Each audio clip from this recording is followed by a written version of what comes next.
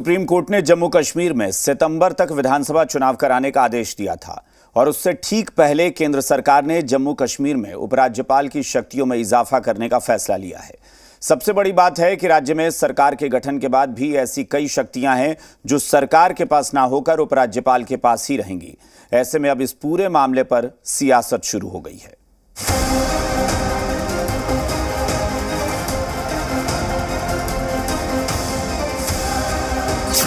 पहले 370 पर राज, अब एलजी की शक्ति पर तकरार।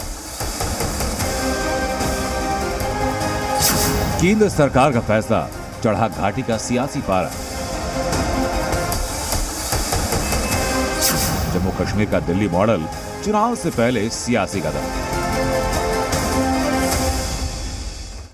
इसी साल सितंबर तक जम्मू कश्मीर में विधानसभा चुनाव होने हैं और चुनाव की चर्चा के बीच जम्मू कश्मीर में नया सियासी हंगामा खड़ा हो गया। मोदी 2.0 में अनुच्छेद 370 को लेकर केंद्र और विपक्ष के बीच तनातनी रही और अब मोदी 3.0 से उपराज्यपाल की शक्तियों पर केंद्र का फैसले पर विपक्ष सवाल खड़े कर रहा है।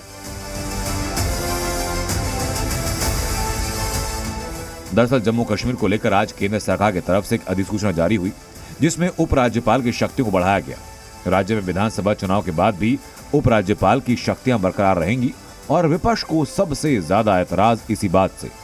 केंद्र सरकार के फैसले के मुताबिक दिल्ली की तरह जम्मू कश्मीर में राज्य सरकार एलजी की मंजूरी के बिना अफसरों की पोस्टिंग और ट्रांसफर नहीं कर सकेगी। उपराज्यपाल के पास अब पुलिस, कानून व्यवस्था और ऑल इंडिया सर्विसेज से जुड़े मामलों में ज्यादा अधिकार होंगे।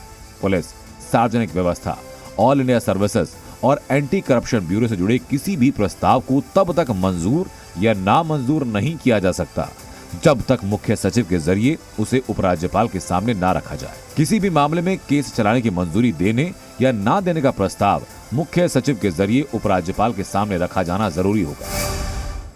उपराज्यपाल की बढ़ाई गई ताकतों को लेकर पक्ष और विपक्ष अब आमने सामने है। केंद्र के इस फैसले पर नेशनल कॉन्फ्रेंस के नेता और जम्मू कश्मीर के पूर्व मुख्यमंत्री उमर अब्दुल्ला ने एक्स पर पोस्ट किया। एक और संकेत है कि जम्मू कश्मीर में चुनाव नजदीक है। यही वजह कि जम्मू कश्मीर के लिए पूर्ण अविभाजित राज्य का दर्जा बहाल करने के लिए समय सीमा निर्धारित करने की दृढ़ प्रतिबद्धता इन चुनावों के लिए एक शर्त है। जम्मू कश्मीर के लोग शक्तिहीन, रबर स्टैंप सीएम से बेहतर के हकदार हैं, जिन्हें अपने चपरासी की नियुक्ति के लिए भी एलजी से भीख मांगनी पड़ेगी। तो वहीं कांग्रेस नेता जयराम रमेश ने इस फैसले पर केंद्र सरकार को निशाने पर लिया। एक्स पर पोस्ट करते हुए जयराम रमेश ने एक तरफ केंद्र की मंशा पर सवाल उठाए तो जम्मू कश्मीर के पूर्ण राज्य के दर्जे पर भी आशंका जाहिर की। हालांकि विपक्ष से इतर जम्मू कश्मीर बीजेपी के नेता विपक्ष पर ही सवाल खड़ा कर रहे हैं। अनुच्छेद 370 के हटने के बाद आए बदलावों का जिक्र करते हुए बीजेपी इसे घाटी के भविष्य के लिए फायदेमंद बता रही है।